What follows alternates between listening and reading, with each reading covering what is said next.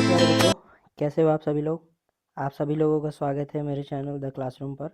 और आज हम लोग बात करने वाले हैं क्लास 12th अकाउंटेंसी के चैप्टर 1 की। मैंने इसका पार्ट 1 ऑलरेडी बता दिया था, जिसमें हम लोगों ने इंट्रोडक्शन पढ़ा था। जैसा कि आप सभी लोग देख सकते हो कि हम लोगों ने गैर लाभकारी संगठन और व्यापारिक संस्थाओं के लिए लेखांकन, इसका हमने इंट्रोडक्शन वीडियो ले लिया है।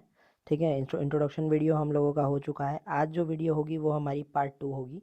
पार्ट 2 का मतलब इस वीडियो के अंदर हम लोग ये बात करने वाले हैं कि हम लोग प्राप्ति और भुगतान खाता, जो इनके फाइनल अकाउंट्स होते हैं, हमने पढ़ा था कि मेनली 3 तरह के फाइनल अकाउंट्स बनाए जाते हैं नॉन प्रॉफिटेबल ऑर्गेनाइजेशंस के अंदर, जिसमें रिसीट एंड पेमेंट अकाउंट, जिसको हम प्राप्ति और भुगतान खाता कहते हैं, उसके बारे में पढ़ेंगे। ठीक है, तो आज का हमारा टॉपिक प्राप्ति और भुगतान खाते से रिलेटेड रहेगा। तो चलिए वीडियो को शुरू करते हैं बिना किसी देरी के। तो प्राप्ति और भुगतान खाते से आशय क्या है, आप लोग क्या समझते हैं प्राप्ति और भुगतान खाता।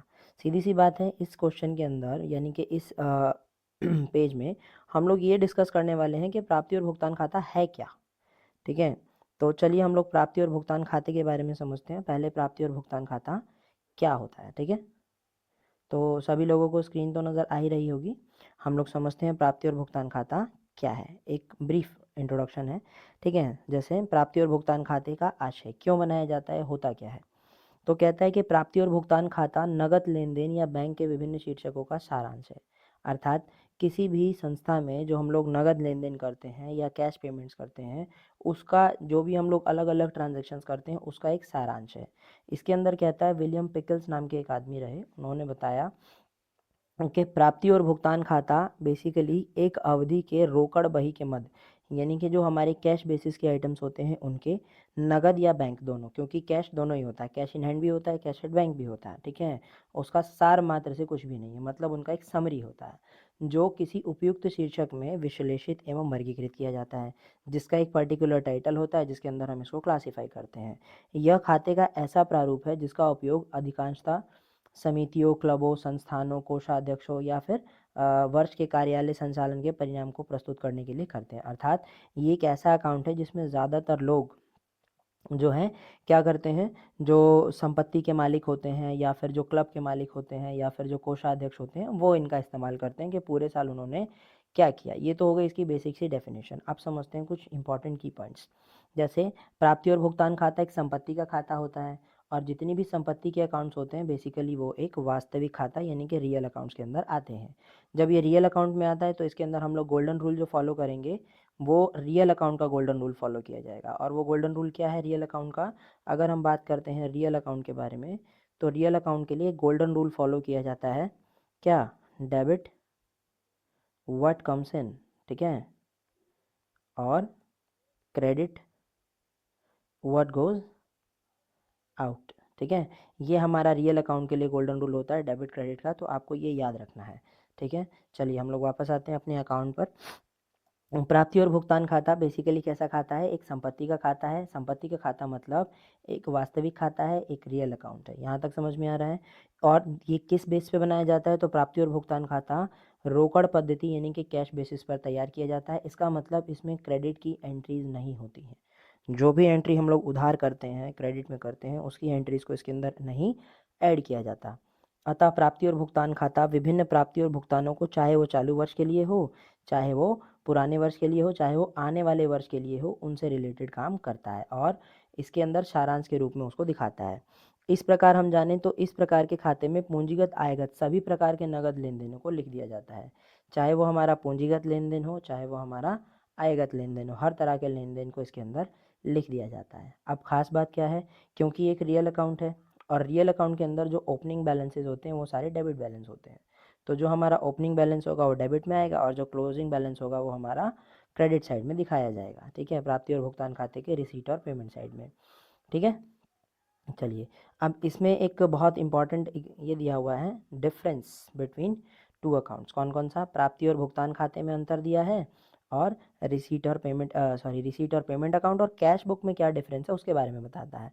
तो अगर डेट की बात करें तो इसमें तिथिवार प्रविष्टियाँ नहीं होती। जो हमारा रिसीट और पेमेंट अकाउंट होता है उसमें डेट वाइज एंट्री नहीं होती है। खास बात यह है कि रोकड़ के अंदर कैश बुक में भी डेट वाइज एंट्री नहीं होती है। ठीक है। अगर हम एंट्रीज़ की बात करें तो इसमें समराइज रूप से एंट्री की जाती है, ठीक है। हम लोग डे टू डे की एक्टिविटी नहीं, समराइज एंट्री करते हैं। इसके अंदर जो भी एक्टिविटीज़ होती हैं वो day to day, day by day, date by date की जाती है, क्रमवार होती हैं। अगर हम प्राप्ति भुगतान खाते की बात करें तो यह खाता लेखांकन वर्ष के अंत में तैयार किया जाता है। और अगर हम रोकड़ बही की बात करें तो ये डेली बेसिस पर तैयार किया जाता है, मतलब रोज़ जो एंट्री होगी उसको इसमें लिखा जाएगा। और फिर हम बात करते हैं कि यह गैर लाभकारी मतलब ऐसी संस्थाएं जो लाभ नहीं कमाती हैं उनके द्वारा तैयार किया जाता है, ठीक है। और अगर हम रोकड़ बही की बात करें तो ये दोनों तरह की संस्थाएं यूज़ करती हैं। जैसे ऐसी संस्थाएं जो लाभ कमाती हैं वो भी इसका इस्तेमाल करती हैं, और ऐसी संस्थाएं जो लाभ नहीं कमाती हैं वो भी गैर इसका रोकड़ बही का इस्तेमाल करती हैं। पृष्ठ संख्या की बात करें तो इसमें खाता पृष्ठ संख्या के लिए कोई खाना या कॉलम नहीं होता। लेजर फॉल्यू इसका कोई नंबर नहीं होता है। इसमें लेजर फॉल्यू के लिए हमें अलग से कॉलम देना पड़ता है रोकड़ बही के अंदर, ठीक है। साइड की बात करें तो इसके बाएं भाग में यानी कि लेफ़्ट साइड में रिसीट्स दिखाई जाती हैं और राइट साइड में सारी पेमेंट्स आती हैं। इसके बाएं भाग में डेबिट होता है और दाएं भाग में क्रेडिट होता है। ये इसका बेसिक डिफरेंस है। अब समझते हैं प्राप्ति और भुगतान खाते की क्या विशेषताएं हैं, ठीक है। प्राप्ति और भुगतान खाते की मेनली क्या विशेषताएं हैं, तो इसकी पहली विशेषता तो यही है कि यह क्या है, जो हमने अभी ऊपर पढ़ा कि भैया ये कैश बेसिस पर बनाया जाता है, रोकड़ के आधार पर तैयार किया जाता है। दूसरा, यह बैंकिंग लेन देनों का सारांश होता है, मतलब जो कैश बेसिस की ट्रांजेक्शन्स होती हैं उसका एक समरी के जैसा ये काम करता है। इसमें सभी प्रकार की एंट्री शामिल कर ली जाती हैं, चाहे वो आयगत हों या फिर पूंजीगत हों, ठीक है। तो बोल रहा है कि इसमें सभी प्रकार की प्राप्तियाँ यानी कि जितनी भी रिसीट्स होंगी, चाहे वो आयगत प्राप्तियाँ हों चाहे वो पूंजीगत प्राप्तियाँ हों, वो डेबिट साइड में ही दिखाई जाती हैं, ठीक है। और सभी प्रकार के भुगतान चाहे वो आयगत हों चाहे वो पूंजीगत हों उनको हम लोग क्रेडिट साइड में ही दिखाते हैं। इस खाते के डेबिट पक्ष में सबसे पहले आरंभ की रोकड़ यानी कि ओपनिंग बैलेंस को दिखाया जाता है। किसका? कैश का ओपनिंग बैलेंस दिखाया जाता है, चाहे वो बैंक का हो चाहे वो कैश का हो।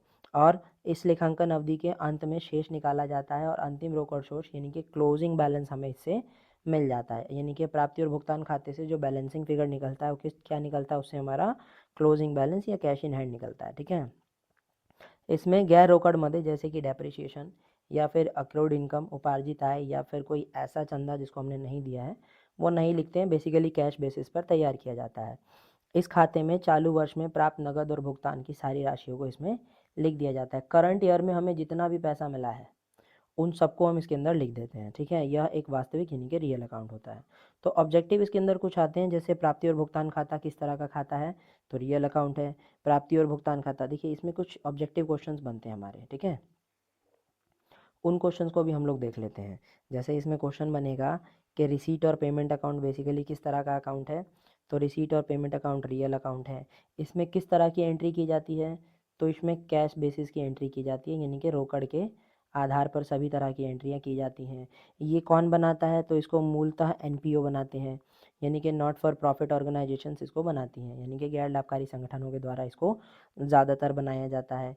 इस खाते के अंदर डेबिट साइड में या फिर लेफ़्ट साइड में क्या होता है, तो इस खाते के लेफ़्ट साइड में होती है रिसीट्स, ठीक है। और इसके अंदर सभी तरह की रिसीट्स होती हैं। हमारी दो तरह की रिसीट्स होती हैं, एक पूंजीगत और एक आयगत, यानी कि हमारी कैपिटल नेचर की रिसीट्स यानी कि जिससे हमारी पूंजी बढ़ती है वो, या फिर जिससे हमारी इनकम बढ़ती है वो, यानी कि पूंजीगत आयगत दोनों तरह की रिसीट्स होती है। कहाँ पर? लेफ़्ट साइड में, ठीक है। इस खाते के लेफ़्ट साइड में, याद रखिएगा। प्राप्ति और भुगतान खाते के लेफ़्ट साइड में क्या आता है? रिसीट्स आती हैं, ठीक है, प्राप्ति और भुगतान खाते के। और राइट साइड में क्या आ जाती हैं? हमारी सारी पेमेंट्स आ जाती हैं। अब पेमेंट्स में भी खास बात ये है कि इसके अंदर जो भी पेमेंट्स आती हैं वो दोनों आती हैं, चाहे वो कैपिटल नेचर की पेमेंट हो चाहे वो इनकम नेचर की पेमेंट हो, यानी कि पूंजीगत और आयगत दोनों तरह के भुगतान इसमें शामिल कर लिए जाते हैं। और इसके अंदर करंट ईयर में हमने जितना भी क्या किया है, जितनी भी रिसीट्स प्राप्त हुई हैं, ठीक है, या जितनी भी पेमेंट्स हुई हैं, केवल उन्हीं का लेखा जोखा इसमें किया जाता है, यानी कि क्रेडिट बेसिस की एंट्रियाँ इसके अंदर नहीं की जाती। हम लोग क्रेडिट बेसिस की एंट्रियों को इसके अंदर नहीं करते हैं। तो ये हमारा समरी हो गया। देखिए अब हम लोग बात कर लेते हैं प्राप्ति और भुगतान खाते से संबंधित कुछ याद रखने वाली बातें, ठीक है। तो देखते हैं क्या क्या चीज़ें हमें याद रखनी चाहिए प्राप्ति और भुगतान खाता बनाते समय। तो प्राप्ति और भुगतान खाता समय बनाते समय कुछ खास बातें हैं। सबसे पहले इसमें सिर्फ चालू वर्ष के नगद लेन देनों को ही लिखा जाता है, चाहे वो चालू वर्ष के हों चाहे वो किसी भी वर्ष के हों। इसमें सभी वर्षों के नगद लेन देनों को, लेकिन सिर्फ जो कैश में मिला है उसी को लिखा जाएगा, ठीक है। इसमें गैर रोकड़ जो मदें होती हैं जैसे कि डेप्रिसिएशन, इन सब चीज़ों को नहीं लिखा जाता। इसमें अगर हम बात करें उधार लेन देन की, बकाया की, या खर्चों की, या उपार्जित आय की, या पूर्वदत्त व्यय की, इन सबको इसके अंदर नहीं लिखा जाता है। ठीक है। उसके बाद अगर हम बात करें इसमें वास्तविक रोकड़, एक्चुअल कैश का लेखा किया जाता है, और यह खाता रोकड़ का अंतिम कोष प्रकट करता है। ठीक है। अब हम बात करते हैं भाई, हर चीज़ की अपनी एक लिमिटेशन भी होती है। तो लिमिटेशन क्या है इसकी? प्राप्ति और भुगतान खाते की कुछ सीमाएं हैं। पहली सीमा क्या है कि यह लेखांकन के रोकड़ आधार पर बनाया जाता है। इसमें गैर रोकड़ मदें जैसे कि डेप्रिसिएशन वगैरह को नहीं दिखाया जाता, हालांकि ये भी इफेक्ट करती हैं। ठीक है। यह लेखांकन वर्ष के आय व्यय के संबंधित सूचनाओं को प्रदान नहीं करता है। ठीक है। आपने कितना कमाया, कितना खाया, नहीं, ये सिर्फ नगद से रिलेटेड लेन देनों को ही बताता है। ठीक है। तीसरी चीज़, इसमें वित्तीय संस्थान या किसी वित्तीय संस्थान की वित्तीय स्थिति का मूल्यांकन नहीं किया जा सकता, क्योंकि सिर्फ कैश बेसिस की बात करता है, और किसी भी वित्तीय संस्थान में कैश और क्रेडिट दोनों तरह की चीज़ों को शामिल किया जाता है। ठीक है। यह खाता लेखांकन वर्ष के अधिशेष या कमी को प्रकट नहीं करता है, अर्थात हमने कितना पैसा कमा लिया है और कितना पैसा नहीं कमाया उसको ये नहीं बताता है। ठीक है। फिर उसके बाद यह लेखांकन के उपार्जन आधार पर तैयार नहीं किया जाता, यानी कि एक्रूअल बेसिस पर, उधारी के आधार पर इसको तैयार नहीं किया जाता। अब बात कर लेते हैं फॉर्मेट की। क्योंकि हमें ये खाता बनाना है, तो इस खाते को बनाने के लिए हम लोग जो फॉर्मेट यूज़ करते हैं उसकी बात करते हैं। तो याद रखिएगा, फॉर्मेट में सबसे ऊपर आपका हेडिंग आएगा receipt and payment account for the year ended, जो भी आपका साल खत्म होगा उसके लिए। ठीक है। यहाँ पर लेफ़्ट साइड यानी कि डेबिट साइड में आपकी सारी रिसीट्स आ जाएंगी, यहाँ पे उसकी अमाउंट आएगी, यहाँ पे आपका भुगतान आ जाएगा, और यहाँ पे उसकी अमाउंट आ जाएगी। इस तरह के अकाउंटिंग सिस्टम को हम टी बेस अकाउंटिंग सिस्टम कहते हैं, यानी कि टी आधारित। क्योंकि ये जो टी आपको नज़र आ रहा होगा, इस टी ने पूरे खाते को दो बराबर भागों में बांटा हुआ है, एक लेफ़्ट और एक राइट, एक डेबिट और एक क्रेडिट में। ठीक है। तो इस चीज़ को ध्यान रखिएगा। चलिए अब शुरू करते हैं। हम लोग स्टार्टिंग में यहाँ पे लिखेंगे ओपनिंग बैलेंस, किसका? कैश का और बैंक का। ये दोनों ही हमारे लिए ओपनिंग बैलेंस कहलाते हैं, कैश एट बैंक और कैश एट हैंड। ठीक है। ये ओपनिंग बैलेंस है। अगर कई बार ऐसा होता है हमने बैंक से ओवरड्राफ्ट कर रखा है, उसका बैलेंस पड़ा हुआ है, तो हम उसको पेमेंट साइड में लिखते हैं, क्योंकि हमारे लिए खर्चा है, बैंक ओवरड्राफ्ट है। ठीक है। अब हम समझते हैं कि इस तरफ में हमारे डेबिट साइड में सारी की सारी जो रिसीट्स हैं उनके बारे में समझते हैं। तो कुछ हमारी आयगत प्राप्तियाँ हैं जो हमारे डेली बेसिस पर होती रहती हैं। आयगत प्राप्तियों का मतलब वो प्राप्तियाँ जो जिनकी फ्रीक्वेंसी बहुत ज़्यादा है, जो बार बार मिलती हैं। ठीक है। जिनसे हमारी इनकम बनती है, तो उसको हम आयगत प्राप्ति कह देते हैं। जैसे इसके अंदर चंदा आ जाएगा, सब्सक्रिप्शन, जनरल डोनेशन, एंट्रेंस फ़ी, या फिर जो रिकरिंग नेचर की होती हैं उनकी बात करता है। इसके अलावा समाचार पत्र, पुराने कागज़, मैगज़ीन की बिक्री, ये चीज़ें हम मंथली बेसिस पर करते रहते हैं। पुराने खेलकूद सामग्री की बिक्री, या फिर चैरिटी शो से प्राप्त जो हमें पैसा मिल गया वो, या फिर हमारा मनोरंजन वगैरह से प्रोसीड्स फ्रॉम ल्यूरेट्स एंड एंटरटेनमेंट। ठीक है। इसके अलावा शो कॉन्सर्ट से होने वाली प्राप्तियाँ, हॉल का किराया जो हमें फ्रीक्वेंटली मिलता रहता है। ठीक है। सावधि जमा पर ब्याज, जो हमने पैसा जमा किया है फिक्स डिपॉजिट, उस पर जो हमें इंटरेस्ट मिलता है मंथली वो, या फिर कोई ब्याज या लाभांश मिलता है वो, हमने कहीं इन्वेस्टमेंट करी है उसका इंटरेस्ट, हमने किसी को लॉकर फैसिलिटी प्रोवाइड करी है तो लॉकर का रेंट, या फिर स्क्रैप यानी कि कचरे की बिक्री, या सरकार से मिलने वाले अनुदान, या फिर मिसलेनियस रिसीट्स। ये सारी रेवेन्यू रिसीट्स हैं, क्योंकि ये बार बार मिलती हैं। इसके अलावा इसके अंदर हम लोग पूंजीगत रिसीट्स भी एंटर करते हैं। तो पूंजीगत प्राप्तियों में क्या आ जाएगा? सबसे पहले जो हमारी कैपिटल रिसीट्स होंगी, उसके अंदर कोई स्पेशल पर्पस का डोनेशन है तो वो आ जाएगा।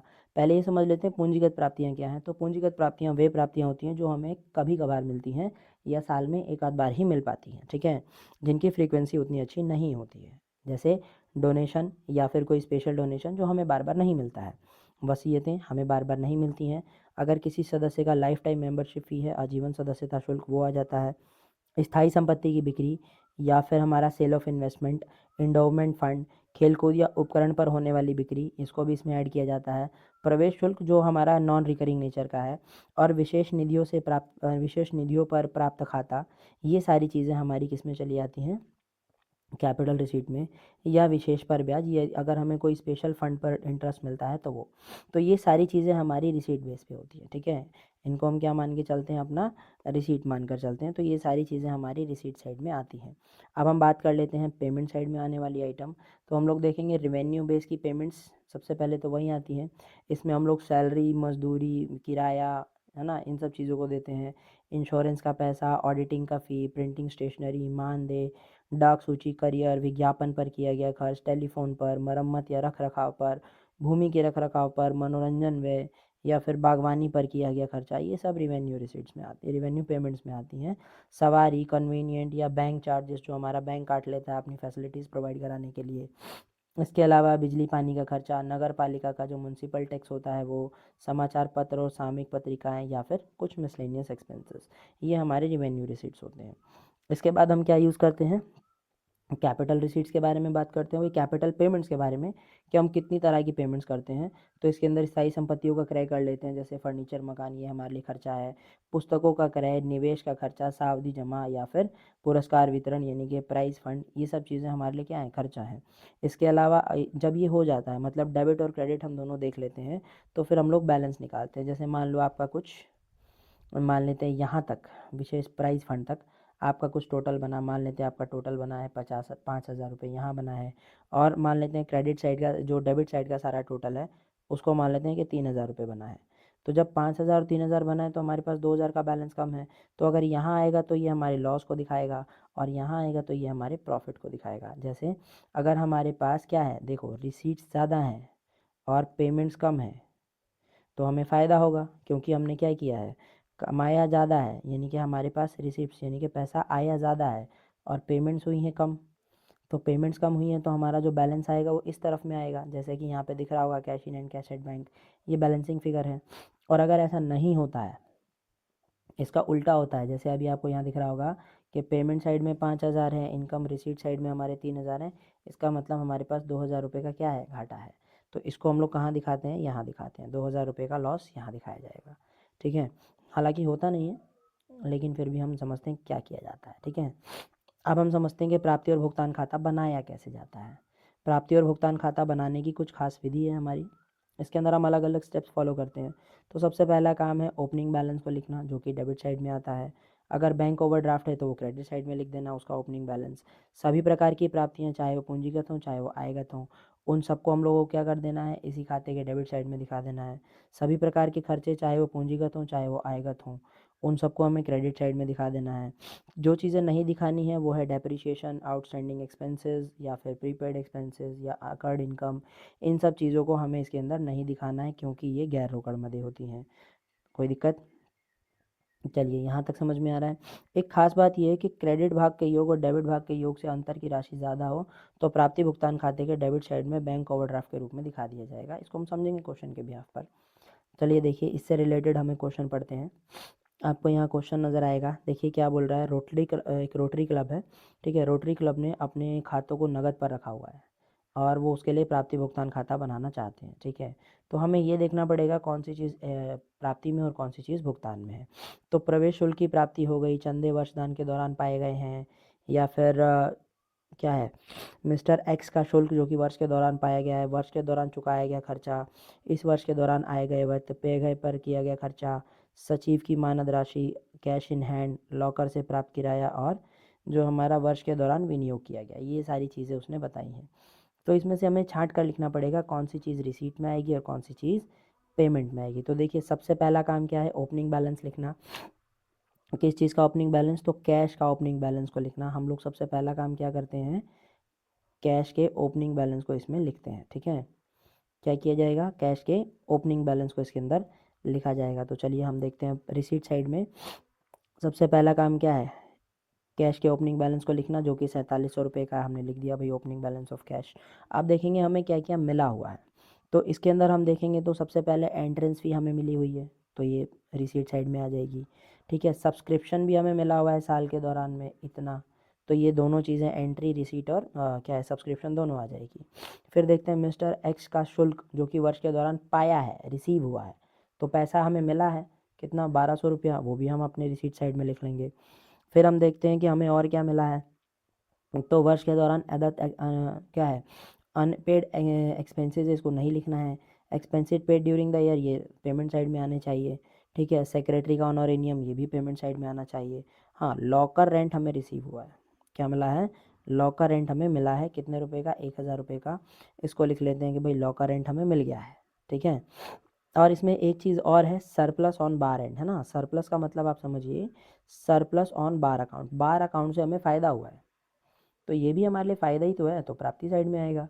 तो ये हमारा 15,000 रुपये यहाँ आ गया। ये तो हो गया रिसीट साइड का। ठीक है, अब हम लोग बात करेंगे पेमेंट साइड के बारे में। ठीक है, तो चलिए पेमेंट साइड के बारे में बात कर लेते हैं। पेमेंट साइड में क्या क्या है, तो पेमेंट साइड में सबसे पहले है वर्ष के दौरान किया गया खर्चा, तो हमने उसको लिख लिया एक्सपेंस, जो कि साल भर में किया गया 54,500। फिर इस वर्ष के दौरान जो हमने अनएक्सपेंड क्या है, अनपेड एक्सपेंस है इस साल का, क्या इसे लिखा जाएगा, तो नहीं, इसको हम लोग नहीं लिखेंगे क्योंकि ये अनपेड है। इसके अंदर और क्या आ जाएगा, सेक्रेटरी को दिए जाने वाला खर्चा ऑनोरेनियम, ऑनोरेनियम दे देंगे भाई सेक्रेटरी को 3,000 रुपये। इसके अलावा और क्या क्या खर्चा इसमें आपको नज़र आता है, तो हमने कहीं इन्वेस्टमेंट करी हुई है, वर्ष के दौरान विनियोग पर लागत, हमने कहीं पैसा लगाया है तो हमारे लिए इस समय खर्चा ही है, तो वो कहाँ आ जाएगा, इन्वेस्टमेंट आ जाएगी 2,200 रुपये की। फिर हम क्या करेंगे, टोटल करेंगे 4700 प्लस 5,000 प्लस 39,000। देखो किस किस का टोटल किया जाएगा, ध्यान से समझना। 4700 प्लस 5,000 39,600 1,200 और 1,000 और 15,000, इन सब का टोटल हो जाएगा 66,500 रुपये का। फिर यहाँ टोटल करेंगे 54,500 का, 3,000 का और 2,200 का। इन सबको टोटल करके हम क्या करेंगे, 66,500 में से बाकी टोटल को माइनस कर देंगे। ठीक है, कोई दिक्कत, चलिए मैं आपको बताता हूँ कि कैसे माइनस किया जाएगा। ठीक है, इसके अंदर माइनस करने का तरीका कहीं तो होगा ना, हाँ है, देखिए रुकिए मैं आपको दिखाता हूँ। इसमें मेरा कैलकुलेटर कहाँ गया,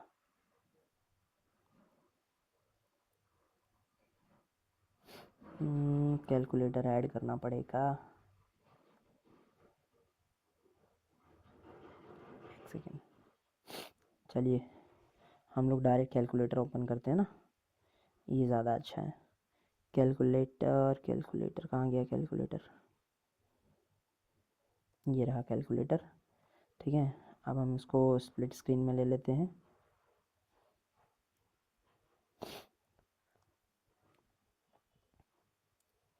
ठीक है, चलिए ऐड करते हैं कैलकुलेटर को।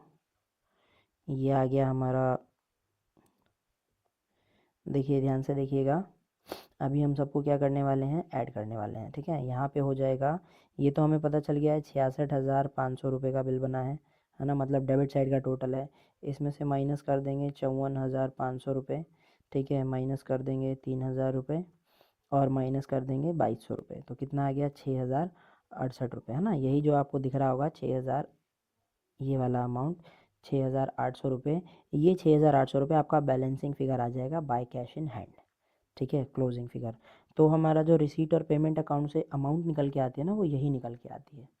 ठीक है, रिसीट और पेमेंट अकाउंट से जो हम लोग अमाउंट निकालते हैं, वो किस चीज़ का टोटल निकालते हैं, बैलेंसिंग करके जो कैश इन हैंड होता है उसी को निकाला जाता है, वो भी क्लोजिंग कैश इन हैंड को। ठीक है, चलिए इसी में क्वेश्चन है, क्वेश्चन नंबर 2 देख लेते हैं। कह रहा है कि मौर्य क्लब के 10 रुपये प्रति माह चंदा वाले 300 सदस्य हैं। कितने हैं, 10 रुपये प्रति माह के हिसाब से 300 सदस्य हैं जो पैसा देते हैं। क्लब में बैंक ने 10% पर ईयर के हिसाब से स्थायी जमा कर रखा है। इसके अलावा क्लब भवन का कुछ भाग जैसे कि 2,000 प्रतिदिन की दर से किराए पर उठा हुआ है। और फिर इसमें कुछ एडिशनल इन्फॉर्मेशन दी हुई है। क्या इन्फॉर्मेशन दी हुई है, तो 1 अप्रैल 2024 को रोकड़ शेष ओपनिंग बैलेंस दे दिया है। बैंक पर स्थायी जमा पर 9 महीने का ब्याज हमें मिला हुआ है, उसको दे दिया है।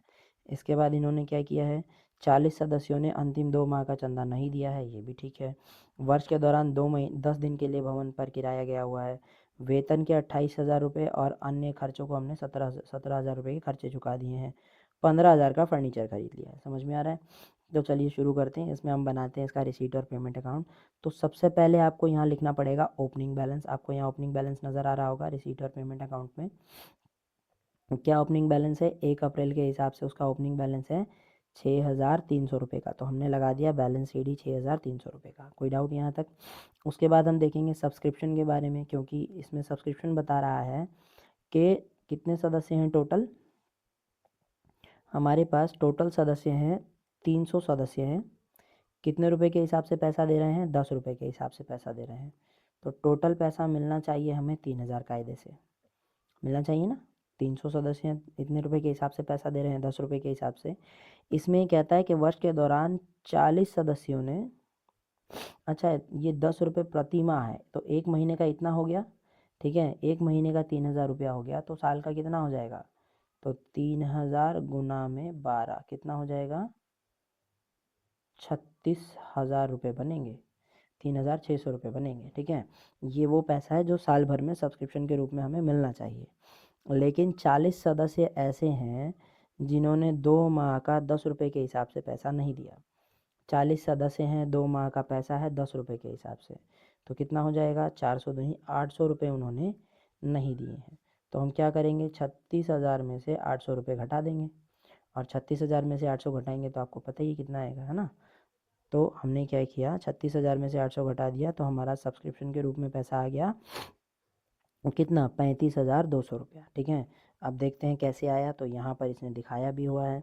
देखो वही चीज़ मैंने आपको जो बताई, क्या बताया आपको मैंने, 300 रुपये के हिसाब से 10 सदस्य हैं, 12 महीने का खर्चा आया कितना, 36,000, जिसमें से बच कितना गया, 40 सदस्यों ने 10 रुपये के हिसाब से 2 महीने का खर्चा नहीं दिया, तो 800 रुपये का पैसा हमें नहीं मिला। तो कितना पैसा मिल गया, 35,200 रुपये मिल गए, वो हमने लिख लिया। सब्सक्रिप्शन तक ठीक है। अब इसके बाद हम देखते हैं कोई और ऐसी खास चीज़ जो हमें लेनी है, ठीक है, कोई और ऐसी खास चीज़ जो हमें क्या करनी है, लेनी है, जो हमारे रिसीट साइड में आनी चाहिए। देखते हैं इसके अलावा कोई और ऐसी खास चीज़ जो हमारे रिसीट साइड में क्या होनी चाहिए, आनी चाहिए, ठीक है। तो रिसीट साइड में हमें इंटरेस्ट मिलना चाहिए, क्योंकि उसने 800 कितने 80,000 रुपये जो है वो क्या किए हुए हैं, इंटरेस्ट के रूप में जमा किए हुए हैं। 80,000 रुपये 10% की वार्षिक दर से, कितने हैं, 80,000 रुपये 10% की वार्षिक दर से, और स्थाई जमा पर ब्याज कितना मिल रहा है भाई, 9 महीने का ही मिल रहा है। तो हम लोग कैलकुलेशन में क्या करेंगे, हम लोग कैलकुलेशन में 80,000 रुपये का जमा है, कितने महीनों के लिए है, ब्याज है आपका, देखिए 80,000 रुपये का जमा है, ब्याज का रेट है 10% का, मिल कितने महीनों के लिए रहा है, 9 महीनों के लिए रहा है, ठीक है।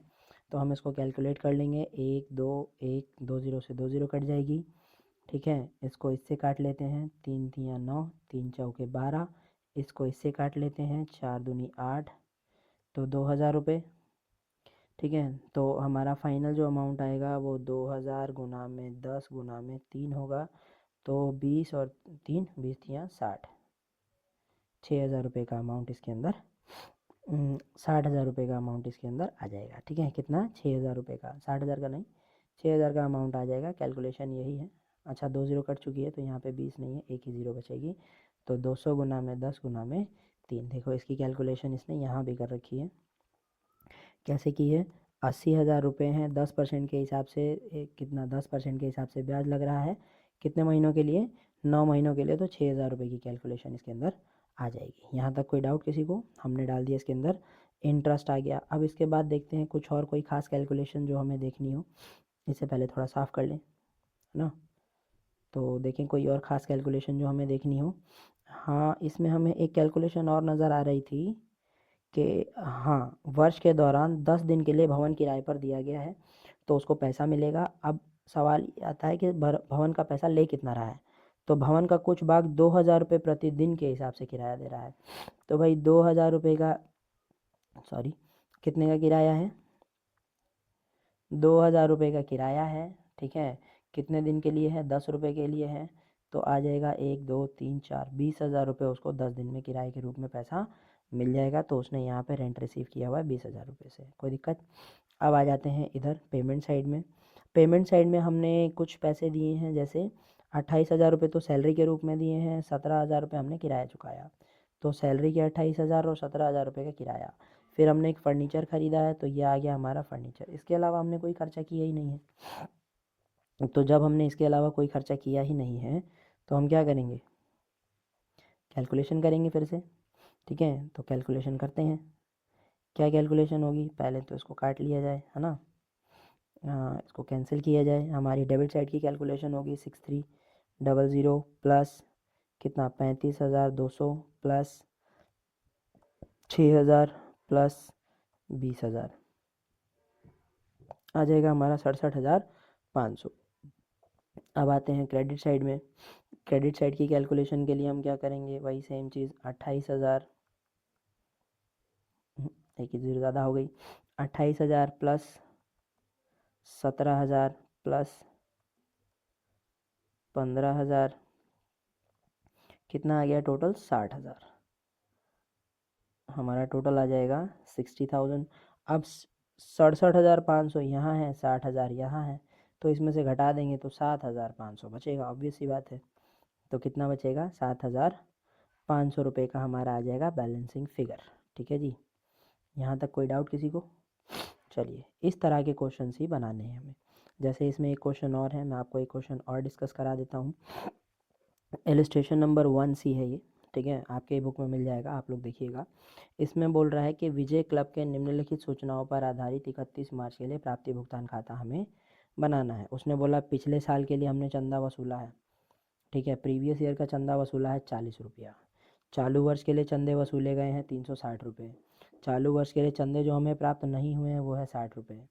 प्राप्ति के बारे में किराया है, क्रीड़ा है, जलपान का पैसा है, ठीक है। भुगतान की बात करें 200 रुपया हमारा सैलरी है, 24 रुपया मरम्मत का है, छपाई के लिए 60 रुपये हैं, जलपान के लिए 170 रुपये हैं, और चौकीदार की मजदूरी है 136 रुपये की, बिजली का बिल है और किराया है 100 रुपये का। बड़ा आसान क्वेश्चन है। इसके अंदर एक चीज़ और उसने बताई होगी, कुछ खास चीज़ें देखिए। आउटस्टैंडिंग भी दिया हुआ है, मरम्मत के 16 रुपये बचे हुए हैं, सामग्री के इतने इतने इतने रुपए हमारे अभी तक बचे हुए हैं जो हमने नहीं दिए, ठीक है। अब समझते हैं कि इन्होंने क्या करना है हमें। इसके अंदर सबसे पहले हम समझेंगे कि हमारा ओपनिंग बैलेंस क्या है। 1/4/2024 का ओपनिंग बैलेंस समझेंगे कैश इन हैंड का। तो देखिए 1/4/2024 के लिए रोकड़ जो है वो हमारा बचा हुआ है कितना? 36 रुपये का। कितना बचा हुआ है? 36 रुपये का रोकड़ बच गया है। सब्सक्रिप्शन देखेंगे हमने साल भर में गत वर्ष के लिए कितने चंदा वसूल लिया गया है, हमने चंदे वसूल लिए हैं 40 रुपये के वो, और इस साल के ये जो बच गया उसको तो लिखना ही नहीं है, तो छोड़ दिया जाएगा, ठीक है। दोनों सब्सक्रिप्शन आ जाएंगे। उसके बाद हम देखेंगे हमें क्या क्या मिला था प्राप्तियों में।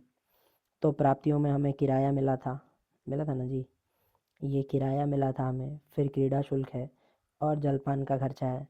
तो हम इन तीनों को इसके अंदर ऐड कर देंगे। रेंट हो गया, गेम्स का फ़ी हो गया और कैंटीन का फ़ी हो गया। सबको जोड़ा कितना आया? 826 रुपये आ गए, ठीक है। सबको जोड़िएगा 826 आ जाएंगे। पेमेंट साइड में आते हैं। हमने पेमेंट साइड में सबसे पहले सैलरी दी थी 200 रुपये की, ठीक है। उसके बाद रिपेयरिंग का खर्चा, उसके बाद ये वाला खर्चा, ये सारे जितने भी खर्चे हैं सबको लाइन से लिख देंगे। 200, 24, 60, 170, 36, ठीक है।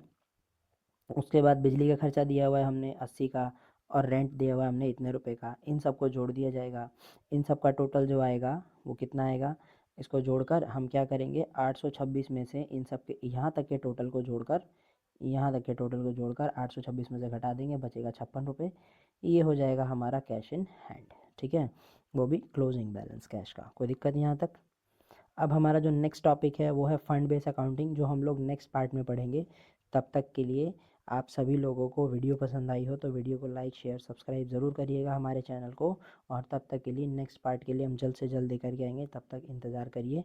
और अपने क्वेश्चंस को, अगर किसी को भी किसी तरह का कोई डाउट आता है तो मुझे मेरे मेल पर या वीडियो में कमेंट करके मुझसे पूछ सकता है, ठीक है। ओके, तब तक के लिए जय हिंद प्यारे बच्चों।